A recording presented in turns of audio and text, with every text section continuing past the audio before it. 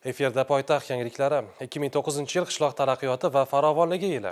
Mamlakatimizda iqtisodiyotni rivojlantirish yo'lida amalga oshirilayotgan islohotlar nafaqat shahar yoki tuman markazlarida, balki eng chekka qishloqlarda ham o'z samarasini bermoqda. Xususan, Respublika epidemiologiya, mikrobiologiya va yuqumli kasalliklar ilmiy tekshirish instituti xodimlari tomonidan olib borilayotgan ilmiy izlanishlar chorvachilikni rivojlantirish, nasldor chorva mollarini ko'paytirish, aholining go'sht va sut mahsulotlariga bo'lgan talabini qondirish ishlariga o'z hissasini qo'shsa ajab emas.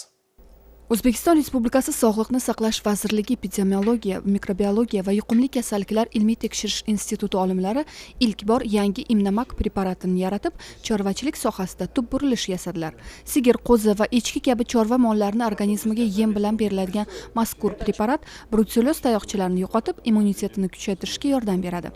Ya'ni immunitet sistemasining T va B tizimini stimullab, surunkali yallig'lanish jarayoni bilan kechuvchi yuqumli kasalliklarda tugallanmagan fagotsidioz holatini yakunlaydi.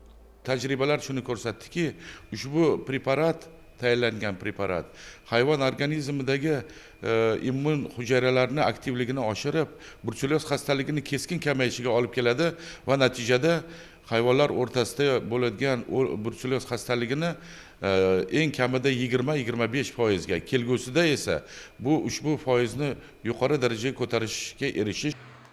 Bundan tashqari Imnamak preparati hayvonlarning vaznini ko'paytirib, xlamidioz va bruselloz bilan kasallangan hayvonlarda homila tushishini 8 martagacha kamaytiradi hamda o'lik tug'ilishning oldini oladi.